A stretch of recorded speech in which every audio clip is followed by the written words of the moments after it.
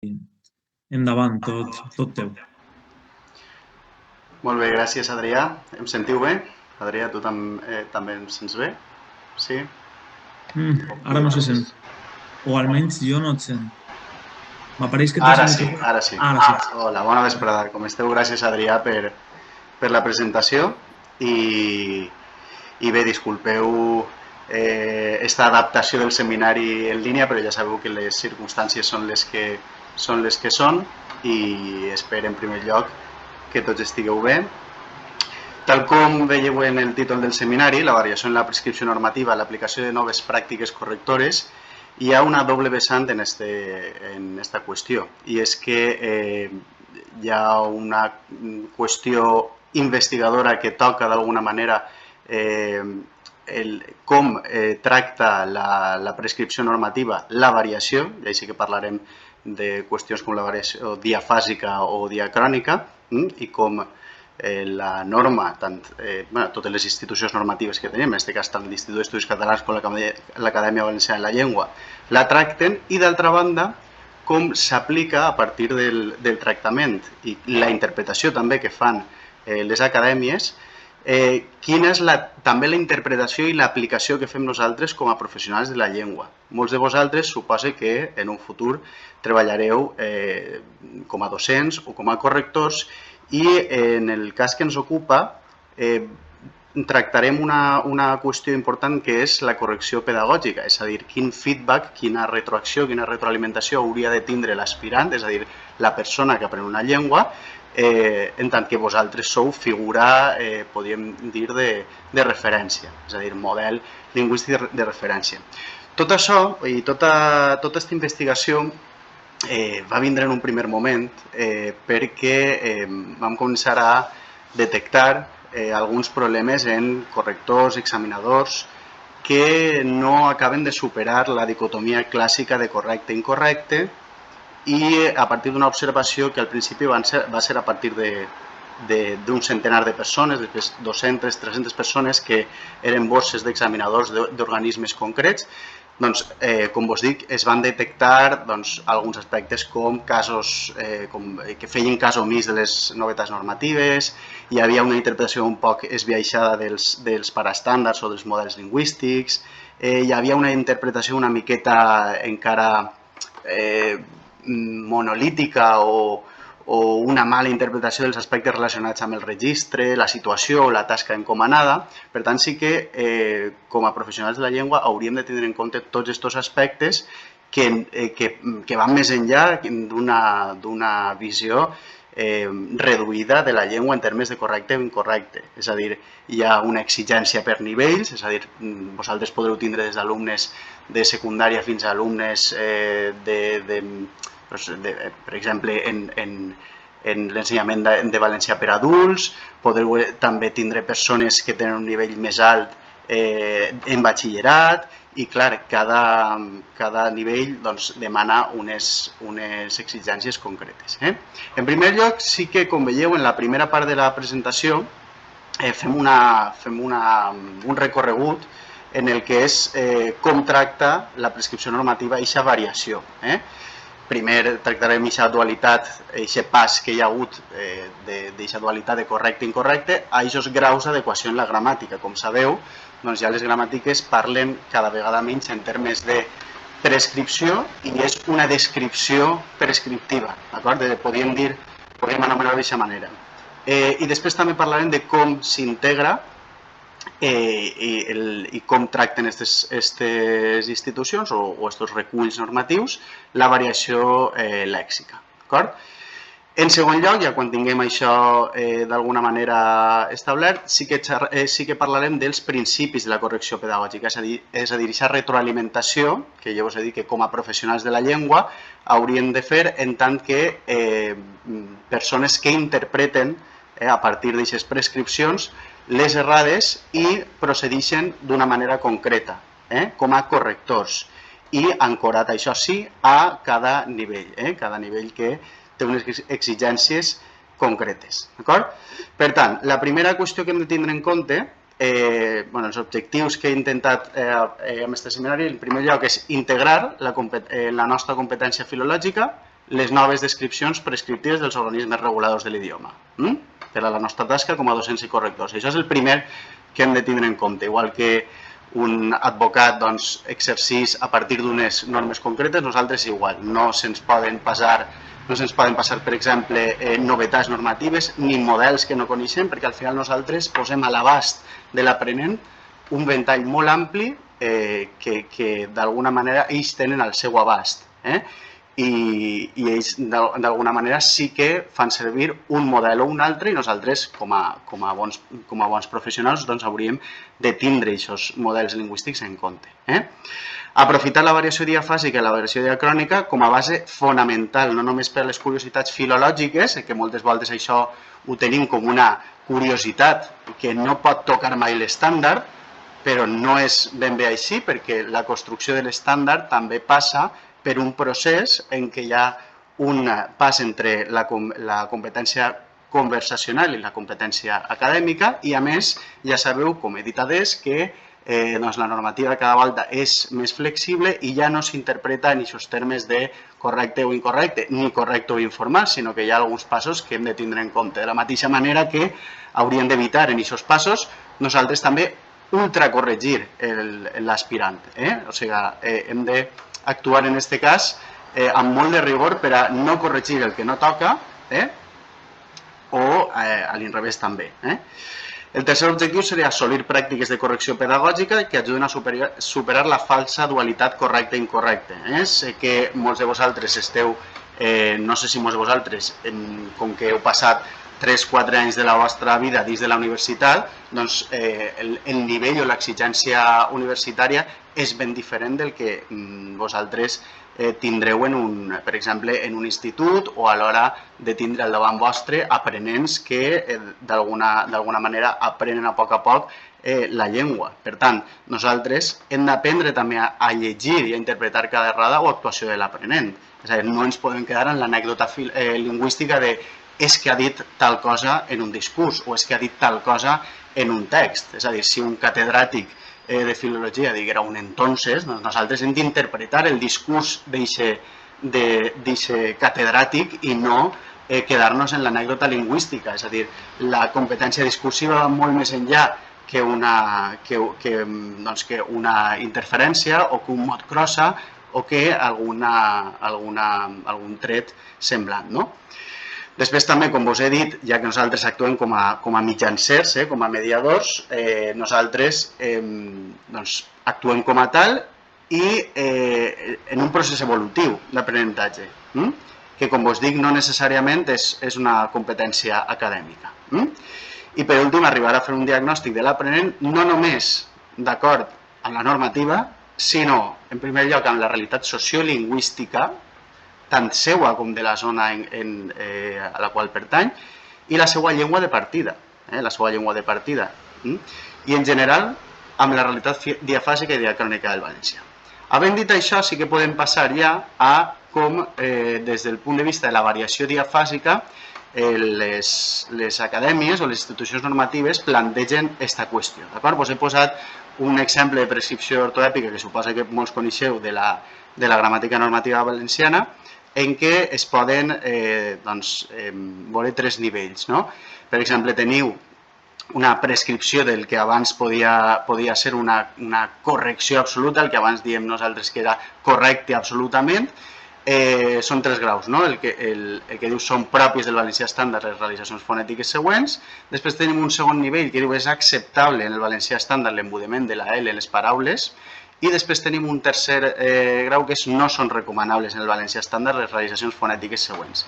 En estudis anteriors, quan tractàvem de sistematitzar totes aquestes coses, donàvem a entendre que precisament el que nosaltres abans interpretàvem com a pròpies del valencià estàndard serien les realitzacions estàndard o el que es diu clàssicament com a correcte, que no és exactament el mateix, però ja sabeu que és una manera de parlar que hem tingut en el gremi sovint. Després teniu algunes altres prescripcions acceptables o admissibles, per exemple, així teniu l'embudiment de les paraules atre, nosaltres, vosaltres, que molta gent donaria moltes vegades com com a incorrecte en qualsevol nivell, però nosaltres hauríem d'interpretar sobretot en nivells. Per exemple, en un nivell, sabeu que hi ha escala de nivell A, escala de nivell B o escala de nivell C. En un nivell A o un nivell B, per exemple, no hauríem de penalitzar això, i menys encara tenint en compte que no hi ha un grau, un tercer grau, segons la gramàtica normativa valenciana, de no són recomanables en el valencià estàndard. És a dir, en aquest procés gradual d'aprenentatge nosaltres hauríem de donar eines que mostraren que nosaltres estem veient el got mig ple. Si nosaltres tenim un alumne, per exemple, valenciano parlant, que té una sèrie de trets que venen des de casa, de la competència conversacional, i els tombem tots, acabaria sense, per no tindre discurs i aprenent, no? O cap competència lingüística. Per tant, entenguem això com una espècie d'evolució coherent amb el procés d'aprenentatge que va més enllà que, com us dic, les vostres aules de la universitat. Per tant, quan sistematitzem això, jo només vos estic d'alguna manera mostrant què és el que tenen a dir aquestes institucions, i després també parlarem dels procediments. És a dir, havent sistematitzat això, perquè es pot sistematitzar d'una manera molt senzilla, només agafant el diccionari o la gramàtica, us diré quins són els procediments que podem tindre o que podem aplicar com a professionals de la llengua. Per tant, així, diguem-ne que la gramàtica normativa valenciana ho tracta des del punt de vista de la variació diafàsica, és a dir, des dels registres. Però també hi ha un tractament des del punt de vista de la diacronia, és a dir, des del punt de vista de la variació diacrònica. Clar, este és un punt de partida, com posa així, de l'admissibilitat, perquè quan nosaltres estem explicant d'alguna manera que la llengua clàssica doncs sí que, no que admetia, sinó que hi ha exemples, ho podeu buscar també en el CIVAL o en corpus informatitzats que sí que mostren aquests trets, per exemple, en textos del segle XV, del segle XVI. Clar, així la gramàtica normativa, què és el que sol fer? Doncs fa una explicació a banda. I clar, en aquestes explicacions a banda hi ha molt a dir, perquè no s'està dient ni que en l'estàndard és un tret correcte i que a més és convergent en altres parlars, que ja sabeu que la convergència moltes voltes sacrifica formes més o menys locals, però al cap i a la fi també és necessari per al procés de dignificació i intercomprensió entre parlars. Però en tot cas, si nosaltres tenim un context concret, més si estem parlant en termes de subestàndard o paraestàndard, en la realitat podem dir del valencià, i tenim alumnes que, per exemple, utilitzen una preposició en davant de topònim, doncs seria excessiu, per exemple, en un nivell de segon o tercer d'ESO, que donarem això com a incorrecte, més tenint en compte que hi ha una prescripció descriptiva, en aquest cas morfosintàctica, en la gramàtica normativa valenciana, que té molt més a dir que el que podria ser inicialment un no és correcte segons l'estàndard, d'acord? I l'estàndard sol preferir la preposició a davant de topònim, que està clar, però estem parlant sempre d'interpretacions i contextos determinats. Clar, quins altres exemples de la gramàtica s'ha aprofitat la diacronia per a integrar-los a partir dels registres? I així sí que vos parle d'algunes coses molt famoses que hi hagué ja d'alguna manera admeses també en la nova GIEC, la publicació de la nova GIEC de l'any 2016. Molta gent es va tirar les mans al cap i dir com han acceptat això? Això és com quan la gent diu, ui, mira, la RAE lo que ha aceptat. No, però és que realment el diccionari i sobretot les gramàtiques el que ens estan dient és que sapiem nosaltres com a professionals de la llengua interpretar cada cosa que s'aboca allà i s'escriu com a, antigament podíem dir com a correcte o incorrecte, però no és ben bé això. Mireu, altres exemples de gramàtica en què s'ha aprofitat aquesta diacronia per a interpretar-los a partir dels registres, per exemple, el canvi de preposició i la caiguda de preposició. Sabeu que també la gramàtica normativa valenciana, en aquest cas la gramàtica normativa valenciana de la BL, també hi havia alguna, en aquests exemples, també hi havia alguna explicació en què es matisava alguna cosa. Simplement, quan hi ha aquestes explicacions matisades, és a dir, en registres formals de tal manera, en registres informals de tal manera, L'errada que hauríem de marcar en un nivell alt, dic nivells alts i nivells baixos perquè m'entengueu millor, però si venen, per exemple, una falta de canvi de preposició o de caiguda de preposició en un nivell alt, hauria de ser una falta d'adequació, no una falta de correcció. És a dir, en la mesura que nosaltres estem veient d'ací una interpretació que fan les acadèmies de caràcter, de caràcter diafàsic, primer, o diacrònic, després, i més encara que s'ha aprofitat la diacronia per interpretar-los a partir de registres, ja no estem parlant en termes de correcció i incorrecció, estem parlant en termes d'adequació. I això és el que jo crec que hauríem de sistematitzar també com a gremi perquè no hi haguera, com hem detectat en els estudis que tenim publicats, que no hi haguera aquesta dissonància primer entre professionals de la llengua que actuen d'una manera o d'una altra i també després en la recepció que té l'aprenent, que bé es presenta un examen o bé està aprenent la llengua com a tal. Això, òbviament, aquesta visió va en consonància amb les noves la nova manera de veure això que té, per exemple, el marc europeu comú de referència a les llengües. És a dir, que parla molt de comunicabilitat, que parla molt de la qualitat del text o del registre, i nosaltres, clar, tenim un text o un discurs, perdoneu, un text o un discurs, volia dir, que està construït a base d'aquestes xicotetes coses que estem dient, però és la casa que s'està construint. Són aquests elements que construeixen la casa i no al contrari. Per tant, no aprofitem aquesta anècdota o aquestes anècdotes lingüístiques de codi lingüístic per a tombar tot aquest discurs o aquest text. I sobretot caldria mirar-ho tot en una miqueta més de rigor, amb aquesta visió més global del text o del discurs. En qualsevol cas, veurem i insistirem després en els procediments que hauríem d'aplicar, però seria una marca més d'adequació que no de correcció, en aquest cas. Bé, doncs, clar, veiem, des del punt de vista de la variació diafàsica, des del punt de vista de la diacronia, des del punt de vista, o sigui, com s'aprofita també la diacronia per a interpretar un element a partir de registres. I clar, després també tenim un segon apartat que és com es tracta el lèxic o com tracten el lèxic aquestes institucions acadèmiques, institucions normatives. Després veurem així mateix, com vos dic, quins procediments hauríem de tindre. Però abans que res, què fem els col·loquialismes, vulgarismes i altres exemples de variació lèxica? Nosaltres escriguérem en l'estudi que vos he esmentat que els diccionaris normatius demanen una interpretació precisa i acurada dels elements lèxics que s'hi recullen. Jo crec que això està clar. Interpretar qualsevol mot registrat en un diccionari de manera genèrica, si no directament subjectiva, que moltes voltes pequem de subjectius. I així també entra una qüestió important, i és que no tots els filòlegs sereu professors, ni no tots els filòlegs sereu escriptors. Què vull dir amb això?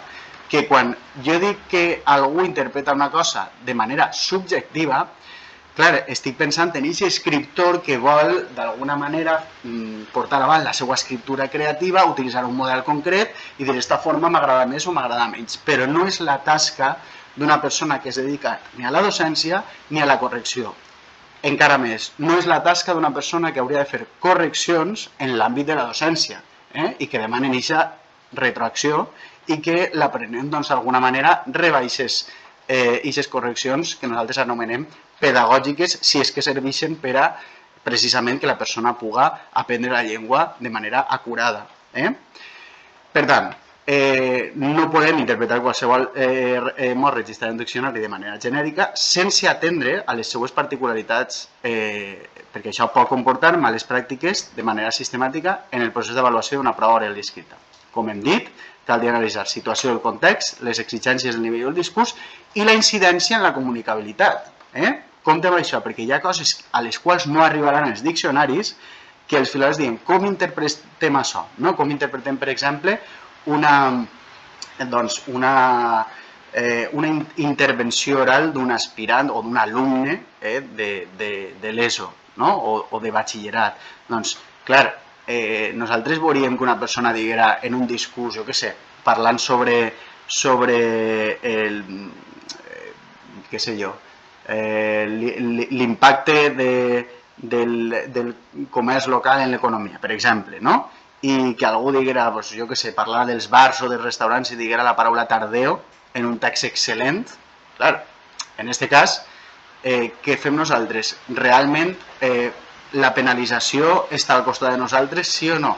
Doncs així hauríem també d'intentar interpretar el context, la situació, l'exigència del nivell i la incidència en la comunicabilitat. Perquè fixeu-vos què diu el marc europeu comú de referència en relació amb aquesta qüestió, que és l'eficàcia comunicativa. És a dir, si un missatge s'emet d'una manera correcta, eficaç, eficient, doncs ja és un molt bon senyal en tot això. Per tant, quan nosaltres utilitzem estratègies, fixeu-vos, les estratègies són un mitjà que l'usuari d'una llengua utilitza per mobilitzar i equilibrar els seus recursos i per aplicar destreses i procediments, i fixeu-vos així, a fi de respondre a les exigències comunicatives d'una situació i executar la tasca amb èxit, de la manera més completa i més econòmica possible, segons el seu objectiu concret. El nostre sistema educatiu, en concret el sistema educatiu valencià i el sistema educatiu català en general, sabeu que realment està dins de les prescripcions del marc europeu comú de referència. I això està extret del marc europeu comú de referència. Seria incoherent que nosaltres sí que procedirem o sí que aplicarem una sèrie de correccions o de penalitzacions sense tindre en compte les qüestions que diu el marc. Diu, les estratègies comunicatives no s'haurien d'interpretar només a partir d'un model d'incapacitat, com una manera d'esmenar un dèficit lingüístic o una dificultat en la comunicació. I mireu què diuen els parlants nadius. Utilitzen regularment tota classe d'estratègies comunicatives quan l'ús d'una estratègia concreta és adequada en resposta a les exigències comunicatives amb què es troben. Jo crec que ha quedat clar que l'eficàcia comunicativa és un element també que s'han de tindre en compte. En tasques orals, en tasques escrites, sempre tenint en compte, com vos dic, la situació, el context o les exigències del nivell o del curs. Això vol dir que no puguem sistematitzar tot això que vos estic dient en tant que filòlegs i persones que hem de sistematitzar les errades? Sí, de fet, tot el que vos he explicat abans serveix precisament per a després sistematitzar això i les qüestions lèxiques que ara veurem també. El que passa és que és cert que a tot no arriben els diccionaris normatius. De fet, també tindreu paraules que només arrepleguen els diccionaris descriptius i què fem. Primer veiem la panoràmica i després veiem què fem amb això. Disculpeu-me perquè crec que això s'està quedant sense bateria. Un segonet. Mireu, el primer apartat, lèxic, d'exemples lèxics, que seria acceptació amb reserves. Fixeu-vos que els primers exemples que vos he posat així són mots registrats en el Diccionari Normatiu Valencià amb marca de registre. Agulletes, bobada, bobo, cabreig, cabrejar, cacau, que d'alguna manera o una altra sí que s'han acceptat amb la marca de registre com a col·loquialismes, vulgarismes, etc. Per tant, hi ha alguna reserva diafàgica. Ja vos avance que així hi hauria la marca de la propietat de l'adequació com a marca de penalització, si és que volem llegir això com si fos una penalització. Després, també tenim alguns exemples lèxics que els diccionaris recullen com a amb marques diacròniques. Clar, aquestes són menys habituals, els exemples lèxics amb marques diacròniques. Sí que podem arribar a veure, també en els nivells alts, en cursos d'un cert pes, que hi ha alumnes que encara no tenen un model lingüístic ben assimilat i sí que barregen coses de molts registres i sobretot de registres literaris que s'han quedat una miqueta arrere en el temps. Per tant, vos avance que tant en els exemples lèxics amb marques diafàsiques com els exemples lèxics amb marques diacròniques, la propietat textual que hauria d'actuar ahí és l'adequació, òbviament. Però què passa quan nosaltres veiem exemples lèxics que només apareixen en els diccionaris descriptius. Per exemple, el diccionari català-valencià-balear o en l'etimològic i complementari de la llengua catalana de Joan Coromines. Clar, així entra en joc un nou element. Per què dic que entra en joc un nou element? Doncs perquè en els nivells alts de la llengua podríem parlar del nivell C, del nivell C1, del nivell C2, la universitat, doncs hi ha algunes rúbriques del marc europeu comú de referència que parlen d'errades significatives o no significatives. O sigui, parla d'errades significatives i també parla d'errades recurrents en un discurs o en un text. Clar, si una persona diguera en un discurs o en un text la paraula lugar, doncs, òbviament, donaria a entendre que aquesta persona no té clara la morfologia bàsica del valencià, és a dir, ni de la morfologia bàsica ni del lèxic bàsic del valencià. Però quan estem davant d'exemples com puesto, una, fresa, abans havia parlat, per exemple, de l'entonces perquè és una paraula que està integrada en nosaltres del segle XVII, això està clar, però, clar, paraules que no només la normativa diu que no són correctes, sinó que a banda sí que les recullen els diccionaris descriptius, clar, aquestes errades, aquests exemples lèxics, no serien exemples lèxics, no serien errades lèxiques significatives. M'explique? És a dir, una errada significativa seria la que no té correspondència, és a dir, té un tall en el contínuum diacrònic i que, per tant, o simplement que no forma part del corpus genuí i habitual del català. Per tant, crec que s'entén que si en un moment determinat de la història, quan es va confeccionar, quan Alcover i Moll i Sanchis i tot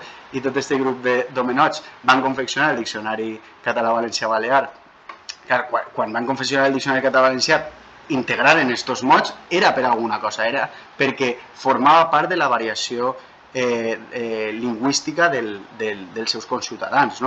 Clar, això vol dir que donem com a normatiu això? No, veurem ara els procediments, però clar, heu de tindre en compte que no és el mateix tipus d'errada. Clar, ens hem acostumat moltes vegades a tot el que no siga normatiu ho interpretem de la mateixa manera. No, això pot ser, tant la paraula puesto com la paraula cuna, que si aneu al diccionari català-valencià-balear, estan dins del diccionari, clar, no hauríem d'interpretar-los com una errada greu d'una persona, per exemple, que té el valencià com a llengua de bressol, valga la redundància amb la paraula cuna. Per tant, compte amb això. I els manlleus no adaptats, doncs el mateix que vos he dit abans. Crec que vos he respost a la pregunta que fèiem del tardeo. Havíem posat l'exemple de tardeo, i així entra una miqueta aquest apartat de tindre en compte l'eficàcia comunicativa, en aquest cas l'eficàcia discursiva o textual. D'acord? Molt bé, doncs arribem a la integració de la diacronia en la normativa amb acceptació total. Hem passat d'acceptació amb reserves a acceptació total. I, òbviament, ja així parlarem o recordarem algunes de les novetats normatives de la nova GIEC. Clar, estem parlant només en aquest apartat de la nova GIEC. El problema que té bona part dels professionals del nostre gremi és que, clar, fa cas de les novetats de la nova GIEC sense tindre en compte que pot ser aquest model ja estava acceptat per l'Acadèmia Valenciana de la Llengua. En tot cas, mirem que en aquests exemples que vos he posat així, ja que en aquest seminari hem de parlar d'alguna manera de la diacronia, mirem quins exemples, utilitzant el seu moment, en el moment d'acceptar això, en la gramàtica, els acadèmics de la llengua, aprofitant la diacronia o, millor dit, algunes formes o estructures que apareixien o bé en els clàssics o bé en l'edat moderna, etc. Per tant, tot això que vos dic són un conjunt de formes ara acceptades per la gramàtica catalana que anteriorment, no totes, no totes, ja havien sigut admeses per l'ABL per ser d'ús habitual i gaudir de tradició, i l'acceptació de les quals es justifica per criteris diacrònics. Quan dic diacrònics també enteneu que hauria d'haver inclòs també ús de les formes pels clàssics, podríem dir, pels escriptors clàssics, no és exactament el mateix. I criteris d'ús, N'oferim alguns exemples. El no obstant com a connector de concessió, acceptat sense cap reserva, segons la GIEC. La perífrasi deure més infinitiu amb valor d'obligació necessitat. Mireu el Sival i veureu això. És cert que així entra, que molts de vosaltres crec que ho sabeu, entra tot este matís del valor moral i tot això. Però sí, clar, quan entrem a valorar aquests matisos en redaccions genèriques o en discursos genèrics, d'alumnes, per exemple, de secundària, entrem en un terreny, jo crec que molt perillós, perquè ens arrisquem a, clar, quina interpretació feia el parlant o quina interpretació volia fer qui escriu la redacció. És molt perillós, per tant, simplement que sapigueu que aquestes novetats existeixen o que aquests trets existeixen com a correctes en si, perquè hi ha molta gent que es va quedar en les perífrasis verbals clàssiques, quines són? Doncs l'adverb de més infinitiu, però compte perquè hi ha alguna sorpresa. I en molts casos, com us dic, s'ha acceptat per criteris de caire diacrònic o bé d'utilització per part dels clàssics. El relatiu temporal que sense preposició feble davant, l'any que es va casar, al costat de l'opció tradicional, l'any en què es va casar o l'any en el qual es va casar. El valor intransitiu d'alguns verbs psicològics com preocupar, li preocupa, li molesta, la pronunciació en o, eu, u de l'atribut definit, això és clàssic del valencià, per tant, jo crec que ningú tenia dubte que des de fa molt de temps ja està dins de la gramàtica valenciana en concret. I pronominalització amb el datiu li, en comptes de dir en certs inanimats. Li posa sal a la paella, és a dir, no hem de fer aquesta pronominalització obligatòria de ni posa sal. Podem dir li'n posa. Per tant, aquestes novetats que es van acceptar en la GIEC, en la gramàtica de l'Institut d'Estudis Catalans l'any 2016, tenien en compte, òbviament, la qüestió valenciana, però també tenien en compte aquest element de la llengua antiga.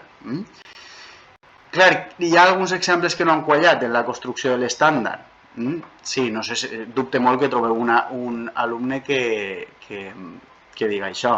S'ha quedat una miqueta per la gent gran. L'Optimot diu d'això que és de registres molt formals.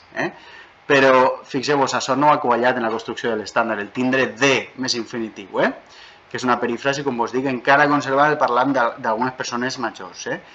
Apareix en el Tirant-lo Blanc, apareix en Carles Ros, etc. Però el tindre de més infinitiu, no sé si algú de vosaltres ja dirà aquesta perífrasi, però podem dir que no ha triomfat en el procés de construcció de l'estàndard. I un avís que us vull fer. Compte amb les divergències entre acadèmies. Tots sabem podem dir com a professionals de la llengua que un discurs ha de ser coherent amb el model que s'està utilitzant, ha d'emmarcar-se en les coordenades del parastant en el qual, valga la redundància, s'emmarca el discurs o el text, però clar, hem de tindre en compte que hi ha coses que una acadèmia accepta i l'altra no. Per tant, interpretem-ho també d'acord amb l'aspirant. Molt bé, i com traslladem això a una correcció? Així és el punt al qual volia arribar a partir de tota aquesta panoràmica que vos he fet. Com podem fer una retroacció constructiva? Aquests són els principis del que jo he anomenat correcció pedagògica. No és el mateix una correcció que una correcció que s'utilitza per a fer aprendre l'aspirant, perquè l'aspirant aprenga.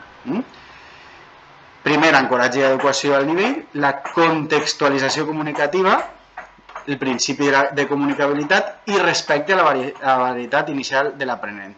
Com vos dic, nosaltres necessitem que hi hagi una evolució guiada, d'acord? Des de la competència conversacional a la competència acadèmica. Així teniu un gràfic que és d'un llibre de Vicent Pasqual, no sé si el coneixeu, que fa moltes coses de Tilc, i bàsicament ell diu que hi ha una progressió constant des del punt de vista formal, en aquest cas del llenguatge conversacional al llenguatge acadèmic. Pel que fa, per exemple, en l'ESO i en batxillerat, això ho tindreu, pel que fa al llenguatge de les àrees no lingüístiques, això va passant des de la incorporació de formes, podríem dir, bàsiques de les àrees no lingüístiques, especialment del lèxic acadèmic, a l'ús de tots els recursos lèxics, gramaticals, multimodals, discursius, etc. I pel que fa a la llengua general, el pas de les formes pròpies del llenguatge col·loquial a les formes de registres formals. Així ho veieu tot articulat, d'acord? Doncs, clar, què és el que... Com apliquem això a mode de correcció? Els procediments de correcció. Clar, tenim una tipologia d'errades. Heu vist que no podem tractar tot com si fos un tot genèric. Per tant, aquests són els procediments de correcció que ja vam reflectir en els treballs d'investigació que vam dur a terme. Fixeu-vos, si apareixen les gramàtiques, és a dir, si les errades apareixen en les gramàtiques i diccionaris amb reserves diafàsiques o diacròniques, cal aprofitar l'adequació com a marca correctora. Crec que això ho hem deixat clar, d'acord? Si apareixen les gramàtiques i diccionaris amb observacions diacròniques ambigües, què havíem vist d'observacions diacròniques ambigües? Doncs, per exemple, aquesta nota de la gramàtica normativa valenciana, que no està ni tan sols en 3 nivells com teníem en l'ortoèpia, sinó que estaven en una nota a peu de pàgina sense tampoc mullar-se molt, no? Doncs fem comentaris constructius però no penalitzem. Clar, no podríem penalitzar i ja està, per exemple, una preposició davant de topònim. M'explique? És a dir, no seria una penalització justa ni des del punt de vista de l'aprenent, ni tampoc si nosaltres mirem aspectes diacrònics, ni tampoc el que diuen les gramàtiques normatives. Per tant, fem comentaris constructius però no penalitzem. Si només apareixen, perdoneu, apareixen, no, això és el PDF, apareixen en els diccionaris descriptius. D'acord? La nostra obligació, per això vos dic que sí, hem de sistematitzar, per tant, alguna volta hem de sacrificar el que nosaltres voldríem que fora, però no és. Per molt que aparegui en el diccionari català-valencià-balear, en un procés d'aprenentatge i d'assimilació i construcció de l'estàndard propi, és a dir, des del punt de vista de l'aprenent, clar, doncs hauríem de penalitzar. Tampoc podríem mentir a aquest aprenent i dir-li, no, tu posa això en el teu discurs o digues això en el teu discurs o posa això en el teu text, que no passa res. No, perquè no és veritat. Per tant, en aquest procés de correcció pedagògica podríem penalitzar però amb comentaris constructius, no? Novetats normatives. Així no hi havia peròs, així hi havia acceptació absoluta. Acceptació absoluta en els casos que hi hagi una acceptació absoluta, que no hi hagi cap matís. Però no diguem, no és que no m'agrada, és que ho han acceptat però no m'agrada. En tots els casos són correctes. I exemples lexicogramaticals als quals no arriben els diccionaris i les gramàtiques, com per exemple el que hem dit dels manlleus no adaptats, fem un diagnòstic tan acurat com siga possible. Vegem-ho. Clar, vos poso alguns exemples, no m'allargaré molt, jo crec que si posem algun exemple concret a partir dels nivells, sobretot els nivells B, per exemple, podríem dir que el nivell B és el que més o menys està entre secundària i batxillerat, B1, B2, balla una miqueta en això, batxillerat seria més B2, secundària seria una miqueta més B1, d'acord? I les possibles actuacions que podríem tindre a l'hora d'interpretar tot això. Així tenim les exigències per nivells i quines actuacions podríem dur a terme. No cal que insistim molt en el programa de nivell del B1, d'acord? Que és el que anomena el marc europeu com a referència el nivell llindar, però fixeu-vos, en els continguts lingüístics doncs hi ha coses bastant bàsiques, no? Elisions vocàliques en vocabulari bàsic i expressions. Quina hora és? 15 anys, no? Discriminació dels sons consonàntics, identificació dels emmudiments consonàntics, articulació clara de les consonants simples, l'entonació emfàtica, és a dir, coses crec que senzilles, no? Imagineu-vos que en un escrit hi ha un possible cas d'un alumne, jo què sé, de primer d'ESO, sense anar més lluny, o de segon d'ESO, amb un quina hora és, no? Aquest quina hora és de manera escrita es correspon a la pronúncia recomanada amb una elisió o amb una siralefa, per tant, no li podem dir això està malament i ja està, i penalitzem. Hem de crear un pont que vagi des de la llengua, primer des de la llengua conversacional acadèmica i després de la llengua oral a la llengua escrita. Per tant, hem de ser un pont, hem de ser mitjancers, hem d'actuar amb rigor, però també evitant el divorci entre la llengua escrita i oral, que és el que diguem així, no? Quina podria ser l'actuació? Doncs un comentari constructiu per evitar el divorci entre la llengua escrita i oral, no? Un altre possible cas, doncs una altra correcció fonètica, no? Prendre. Doncs, clar, tots sabem que Fabra un dia digué que la reixa s'havia d'escriure, però, clar, no s'hauria de pronunciar. Per tant, si algun alumne que estiga aprenent l'apartat fonètic ortoèpic del valencià bàsic, no?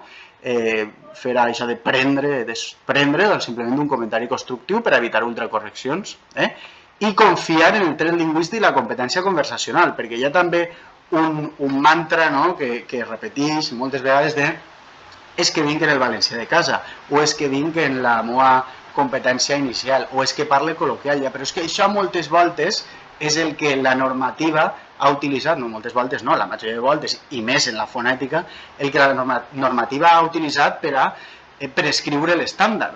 És a dir, la normativa no diu que prendre és la pronúncia recomanada d'aquest verb que s'escriu prendre per no res, sinó perquè ve d'una realitat concreta de la variació. Per tant,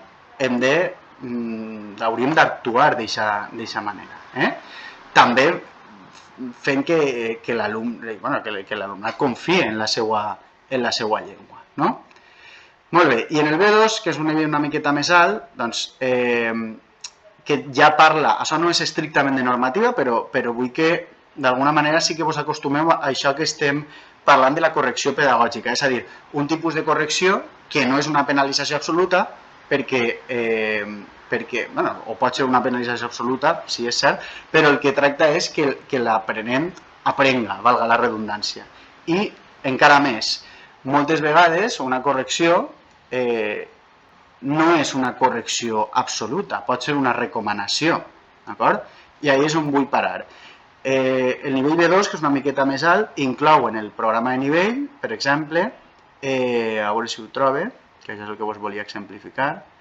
A veure, un segonet. Ahí està. És capaç d'elaborar textos ben construïts aplicant regles de cohesió textual, d'acord? Clar, les regles de cohesió textual poden ser, ja sabeu, anafòrics, poden ser connectors parentètics, connectors interns, poden ser de molts tipus, però també estan els signes de puntuació. Els signes de puntuació. Els signes de puntuació moltes vegades poden ser estilístics, però també poden ser sintàctics. Per tant, quan nosaltres estem davant d'un alumne que està aprenent a redactar, nosaltres no podem incloure i desincloure, disculpeu la paraula, signes de puntuació perquè a nosaltres ens agrada més una cosa. Això seria una correcció estilística. Si nosaltres estem dient com a professionals de la llengua, mira, en la tradició escrita és preferible això, o mira, si tens un connector parentètic, posa-li darrere una coma, d'acord? Una cosa és una recomanació estilística i una altra cosa és una penalització perquè sintàcticament s'ha de penalitzar. O sigui, sintàcticament està tallant alguna cosa o no toca. Clar, un exemple de penalització en els signes de puntuació podria ser una coma entre un subjecte i predicat. Ahí és una penalització pura. És a dir, ahí no hi ha més nassos que penalitzar. No podem posar una coma entre subjecte i predicat. No, és una errada de sintaxi, no? Clar, però si nosaltres tenim una coma d'estil, és a dir, això abans d'un ja que, doncs, si és la meva intenció era que fos explicatiu o especificatiu, ja, doncs, un comentari constructiu per a millorar l'estilística. Sabeu que no tots els signes de puntuació, sobretot les comes, són sintàctics, poden ser tonals, poden ser estilístics. Per tant, compte amb això. No utilitzem la correcció com una manera de tombar tot el que ha fet l'aprenent. D'acord? Un altre exemple, com que així ja s'han d'alguna manera de dominar les combinacions pronominals, doncs un possible cas de penalització, una omissió de pronom necessari. Tinc 3, doncs en tinc 3 sí que seria una penalització pura. Però, fixeu-vos, un altre possible cas, la forma plena del pronom en, és a dir, ne tinc 3. Què faria molta gent o molts professionals de la llengua? Directament penalitzar això. Però, clar, hem de fer un comentari constructiu final en relació a l'estàndard. És a dir, el primer escaló de tot això és que l'aspirant posa el pronom. El segon apartat és com el posa. I després ja ve la nostra interpretació. És a dir, és preferible que no posi el pronom que posi el pronom en la forma plena? El ne tinc 3? Òbviament no. O sigui, òbviament, nosaltres volem que posi el pronom d'alguna manera. Per tant, la nostra actuació constructiva, en aquest cas, seria en relació amb l'estàndard, la tradició, per qüestió de convergència, per qüestió de... és que és més típic que posar la forma en tinc 3 davant de verb, de manera preverbal. Però, clar, no podem desaprofitar aquest element per a tombar la competència de l'aspirant. No sé si m'explique, però el que teniu així seria en roig les penalitzacions pures i en l'altre coloret teniu les recomanacions o els comentaris constructius. No m'enrotllo més. En el nivell C1, C2 ja estem parlant d'uns nivells d'especialització. Per tant, m'he limitat a dir-vos, en els nivells alts cal aplicar els procediments anteriors a partir dels principis que hem dit de comunicabilitat, variació i detecció d'errades significatives. Torno a dir que no és el mateix una errada significativa, lugar, que no significativa, puesto. Crec que m'he explicat. Una de vegades és que siga recurrent o no, però crec que hem fet aquesta distinció de la millor manera possible. Bé, ja vaig acabant i així faig els 50 minutets que m'havia dit Adrià. Crec que ho hem clavat. En vista al futur, simplement, com a professionals de la llengua, haurem d'estar al dia de les prescripcions normatives, això absolutament, i de les interpretacions que fan les acadèmies davant d'alguns casos en què la variació té bona cosa a dir i cada volta anirà a més. Caldrà actuar amb prudència davant de casos en què el diagnòstic de l'aspirant ens ofereix una visió més completa de la seva competència lingüística. Hem vist casos que no demanen que simplement nosaltres diem és incorrecte i ja està, superem aquesta dualitat. És necessari, i així ja com a docents, que actuem de mediadors en el procés d'aprenentatge mitjançant diverses tècniques de correcció justes i rigoroses, gràcies a les quals podem, de retruc, fer pedagogia amb l'aspirant. No són robots. 4. Evitem el mal ancoratge i adequem-nos a les exigències de cada nivell. Tampoc no corregim un alumne que s'emmarcaria en un nivell B1 o B2, com si corregim un de C2, i a l'inversa igual. I per últim, bandegem les pràctiques nocives com la penalització de l'anècdota o el tractament de la norma en termes de correcció i incorrecció absoluta. D'acord? Bé, doncs si voleu ara sí que sí, acabe. Si voleu fer-me alguna pregunta, estic a la vostra disposició i gràcies per haver-me convidat avui a estar així amb vosaltres.